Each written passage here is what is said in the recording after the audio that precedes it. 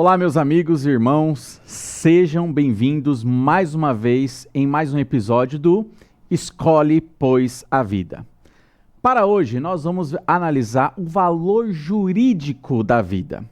Para dar início, eu gostaria de ler um texto da Palavra de Deus. A Palavra de Deus mostra para nós que no cenário em que Maria recebeu a visita do anjo Gabriel, dando para ela informação de que ela então gestaria e seria o caminho para a vinda do Messias, o anjo também trouxe uma outra informação para ela. Disse que a parente de Maria, que seria Isabel, também estava grávida e já estava no seu período de 6 meses de gestação. Eu gostaria de ler esse texto, porque Maria, ela logo quando ficou sabendo dessa notícia, ela foi, então, visitar Isabel. E a palavra de Deus, ela diz assim, em Lucas, capítulo 1, a partir do versículo 39. Naqueles dias, dispondo-se Maria, foi apressadamente à região montanhosa, a uma cidade de Judá. Entrou na casa de Zacarias e saudou Isabel. Ouvindo esta, a saudação de Maria, a criança lhe estremeceu no ventre. Então, Isabel ficou possuída do Espírito Santo e exclamou em alta voz, dizendo: Bendita és tu entre as mulheres, e bendito o fruto do teu ventre. E de onde me provém que me venha visitar a mãe do meu Senhor? Pois logo que me chegou aos ouvidos a tua saudação, a criança estremeceu de alegria dentro de mim. Bem-aventurada que creu, porque serão cumpridas as palavras que lhe foram ditas da parte do Senhor. Nesse contexto, nós percebemos que quando Maria, então, visitou Isabel, e Isabel, ela estava, então, gestando, João Batista estava ali no seu período de 6 meses gestacional. O bebê, então, João Batista, ele estremeceu, ele se moveu de tanta alegria em resposta à visita de Jesus Cristo, que estava também dentro de Maria. O que é interessante nós notarmos aqui, que a Bíblia, ela já considera aquele bebê que está dentro da sua mamãe, já considera um ser humano, já considera um ser vivo, tendo vida. Então, já apontando que o que está dentro da mãe não é apenas um amontoado de células, não é isso, mas já é um ser humano. Então, para hoje, nós veremos também, já que a Bíblia reconhece que o que está dentro da mãe é um ser vivo, é um ser humano, nós veremos também agora o valor jurídico da vida. Olharemos como que a lei brasileira, ela enxerga também o nascituro. Será que a lei brasileira, ela enxerga o nascituro como sendo um ser humano e um ser vivo? É isso que nós veremos. Para isso, eu quero convidar aqui a nossa irmã Ana Laura, ela é estudante de Direito e ela falará para nós sobre este assunto. Olá, eu sou Ana Laura Rudas, eu sou jurista, trabalho no meio do direito e a convite do pastor Rodrigo, eu vim explicar um pouco para vocês sobre um tema muito importante, o valor jurídico da vida. É uma análise mais técnica mesmo, para a gente conhecer um pouco melhor como o judiciário brasileiro, ele trata a vida, desde a sua concepção até mesmo depois do nascimento da criança, as combinações tanto civis quanto penais. Geralmente a gente conhece mais a questão penal, mas a civil, que é a mais que a gente vê no nosso dia a dia e que pouco se fala. No ordenamento jurídico brasileiro, nós temos algumas terminologias muito importantes para a gente entender essa questão do aborto aqui no nosso país. Como todos sabem, assim, é de grande conhecimento das pessoas que o aborto, ele é criminalizado no nosso país. Obviamente tem algumas questões que ele é legalizado, mas questões muito estritas. Hoje nós vamos falar na questão tanto penal quanto civil. Então, vamos começar primeiro pela questão civil. No judiciário brasileiro, nós usamos o termo nascituro. Esse termo nascituro, ele é um termo que origina do latim, que literalmente quer dizer alguém que tem a expectativa de nascer. Esse termo nascituro refere-se ao bebê que se encontra na barriga da mãe, ao feto, enfim.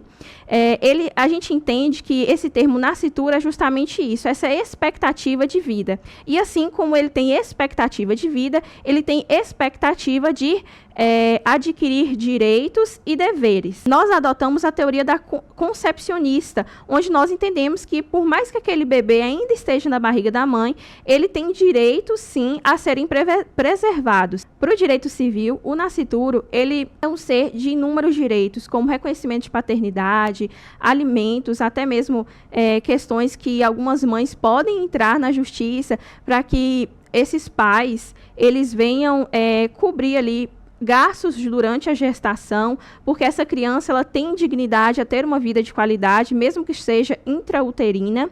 Então, toda essa questão de que se o direito brasileiro reconhece ou não como um ser com vida e não aglomerado de células, isso não faz sentido algum para o direito civil brasileiro, visto que, a partir do artigo 2º do Código Civil, nós vemos que a justiça tem por obrigação de proteger a criança, independente ainda se ela só tem apenas a expectativa de vida. No direito, a gente tem duas terminologias bem interessantes, que é a personalidade jurídica. Todo ser humano tem uma personalidade jurídica, que é o simples fato de você existir, você tem direitos. E a capacidade civil, que é a capacidade que você tem de exercer direitos. Essa criança que ainda está no útero, ela não tem essa capacidade civil, mas ela tem justamente essa personalidade. E só dela ter essa personalidade, ela sempre vai ser resguardada. Há alguns casos no país, teve um caso recente em Santa Catarina,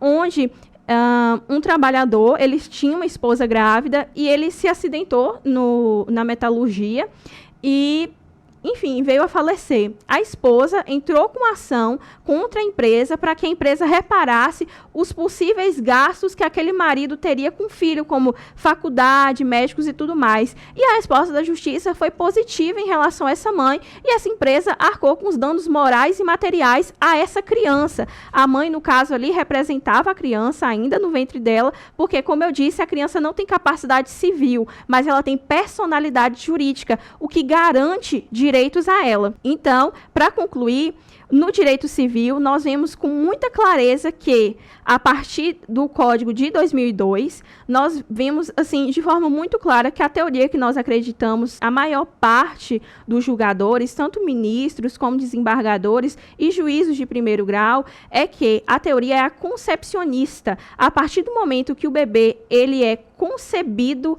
ele adquire, sim, direitos. Até porque nós vemos algumas resoluções que deixam isso muito claro.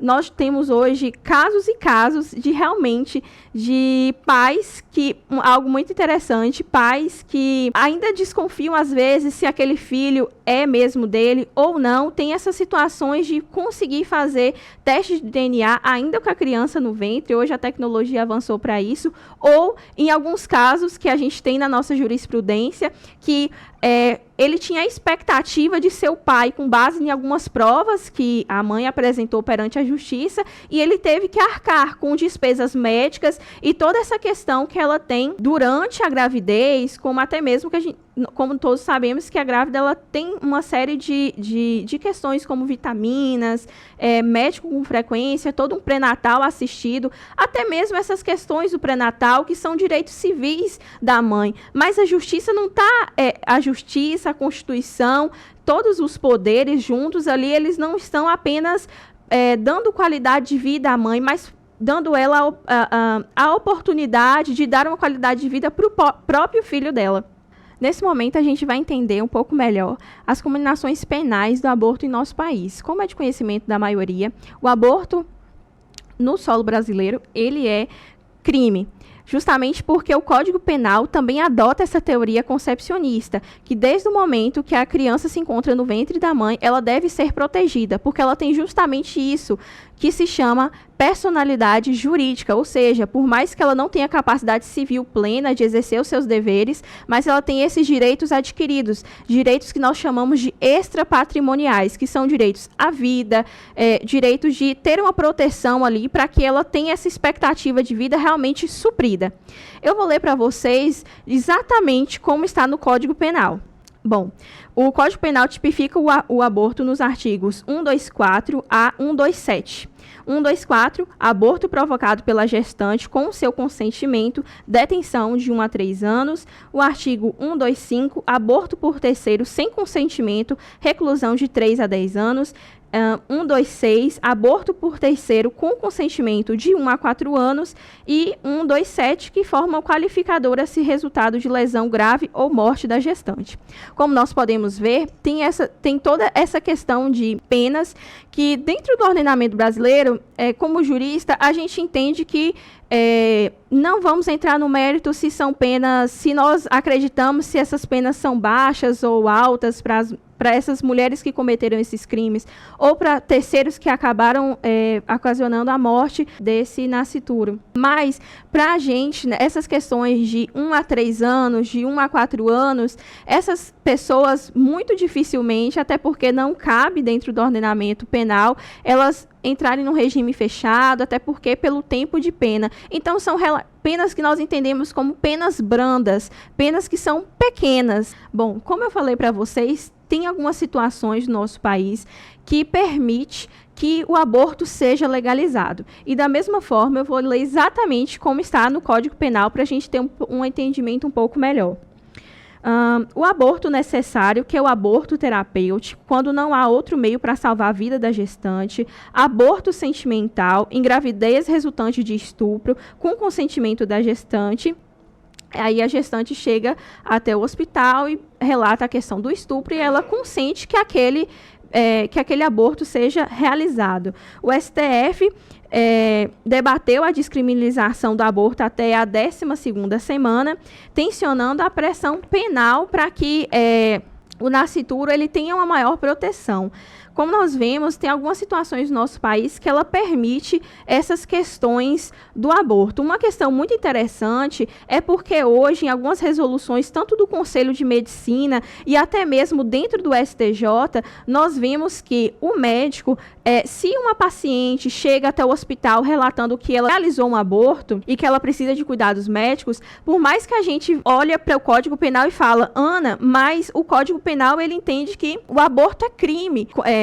Ali onde a gestante ela quis praticar o aborto. Por mais que seja crime, o médico, em hipótese alguma, pode ligar para a polícia ou fazer qualquer denúncia. Até porque isso seria uma prova falando em termos leigos, seria uma prova ilegal. Uma prova que, no futuro, dentro do processo penal que essa senhora que realizou o aborto poderia ter todas as outras circunstâncias anuladas. Então, essa questão de aborto, no sentido da gestante praticar nela, e por mais que a gente olhe e fale, a lógica não seria denunciar, já que é crime, para a medicina isso não faz sentido, visto que o médico ele tem o dever de proteger a questão do sigilo paciente, e o hospital não pode jamais ser um local de denúncias ou coisas do tipo. Esse entendimento é um entendimento tanto de conselhos médicos, tanto da ética médica e também dentro do judiciário brasileiro. São questões que eu particularmente chamo de aberração jurídica, onde nós vemos um Código Penal extremamente claro em dizer que o aborto é crime e a pessoa deve ser responsabilizada por aquilo, mas a única pessoa que seria capaz de identificar se aquele aborto foi feito de forma intencional ou não, que seria o médico, ele também não pode, em hipótese alguma, denunciar a paciente e nem mesmo participar como alguém que vá relatar se aquele aborto foi praticado por ela mesma, o que aconteceu, de forma que vá a condenar, a prejudicar a paciente. Isso é um entendimento muito claro e, por mais que haja controvérsias, é a forma como o nosso país ele segue. Eu não sei se vocês perceberam, mas é uma percepção que eu tenho. O direito civil brasileiro, ele costuma proteger um pouco mais a criança, porque quando nós vemos que aquela criança, o nascituro, ele já tem direitos civis no sentido de ele pode receber uma herança, ele tem cotas dentro de patrimônios, até mesmo porque ele é o sucessor mais lógico, né, dentro ali da relação familiar, o sucessor necessário, falando em uma terminologia mais jurídica. Também é uma criança que um bebê no caso, ele pode até mesmo receber valores de danos morais e materiais. Então, é um ser humano, assim, com expectativa de nascimento, mas ainda é um ser humano, e o ordenamento jurídico no meio civil entende isso com muita clareza, que sim, tudo aquilo que remete ao nascituro é altamente sensível, e ele tem direitos tanto quanto uma criança que seria sucessor ali em sentidos de patrimônio e tudo mais, uma criança de 9, 10 anos, e também direitos extrapatrimoniais, que são esses direitos à vida, à dignidade da pessoa humana, que a Constituição de 88 traz para todo brasileiro. Então, a própria Constituição olha para aquela criança, ainda no útero da mãe, e fala: você é um ser de direito e você merece ser protegido e você deve ser protegido. Um exemplo disso, algo que é muito debatido na comunidade jurídica, é se nós permitíssemos aborto a qualquer momento, a qualquer forma, nós estaríamos depois retirando alguns direitos, como a licença, tanto paternidade quanto a licença maternidade, visto que toda essa questão, por maior parte, né, a questão da licença maternidade, onde a criança, ela ali vai estar sendo protegida, onde a mãe vai estar no conforto do seu lar para poder cuidar da sua gravidez e vivenciar também aquele período pós-parto com o bebê. E essas questões, elas serão dissolvidas, então, visto que, a partir do momento que o ordenamento jurídico brasileiro, principalmente no ramo civil, olhar para aquele ser e falar: você não é um ser, é apenas um aglomerado de células, e nós não sabemos o que é você, não ter uma termologia para chamá-lo, uma termologia que realmente faça sentido. Por isso que no jurídico nós chamamos de nascituro, e o significado é literalmente uma pessoa com expectativa de nascimento. Independente se da forma como acreditamos, é dessa forma que a vida se segue.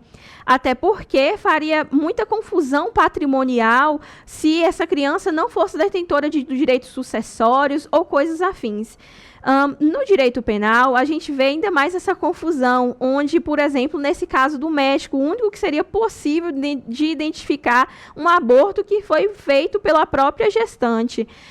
Onde ele não pode ser quem vá ali denunciar e tudo mais. Obviamente, a gente vai se esbarrar em questões muito sensíveis, porque nós imaginamos que aquela mulher, obviamente, deve ser acolhida, ela está passando por um momento de muita sensibilidade, mas será que seria dessa forma que o judiciário brasileiro resolveria essa questão? Será que realmente está resolvendo essa questão? Ou a gente só está mesmo cortando, não o mal pela raiz, mas os frutos, às vezes, que não estão muito bem assim formados da forma que normalmente seria. Enfim, toda essa questão do direito penal, ela traz muito debates, inclusive todo esse assunto que eu trago para vocês foi com base justamente em um trabalho de faculdade, onde nós debatemos com alunos de psicologia, uns ficaram pró-aborto, outros totalmente pró-vida, e é essa questão que todos sempre levaram com muito cuidado. Quais as consequências que aconteceriam se nós permitíssemos essa total legalização do aborto? E essas consequências dentro dos inventários, como ficaria? E essas consequências dentro do direito trabalhista, com a licença maternidade, e até mesmo dentro do direito previdenciário, com o auxílio maternidade, que as mães agora podem requerer perante o INSS. Toda essa questão, elas iriam por água abaixo, porque visto que protegeria somente um e não o outro, não faria sentido algum. Dentro do direito penal,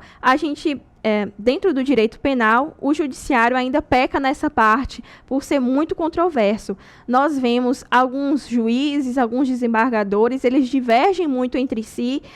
Isso nós vemos a partir de suas ideologias políticas e partidárias, infelizmente, mas nós temos que lembrar que todos somos seres humanos e nós temos mesmo essa tendência a impor aquilo que acreditamos. Entretanto, quando nós entendemos que o nascituro é alguém que tem personalidade jurídica, assim como eu, com 22 anos, tenho, aquele bebezinho que ainda está ali nos seus 4 meses de gestação, nós temos os mesmos direitos civis. A diferença única é que eu consigo exercer e praticar os meus direitos, enquanto ele está tão vulnerável no nível onde a sociedade que deve resguardar ele. Por isso que nós temos no direito penal a tipificação do crime de aborto em várias hipóteses, e por isso, dentro do ordenamento jurídico, também no meio civil, ele é tão protegido como qualquer outro ser humano. Mesmo no ramo penal, civil,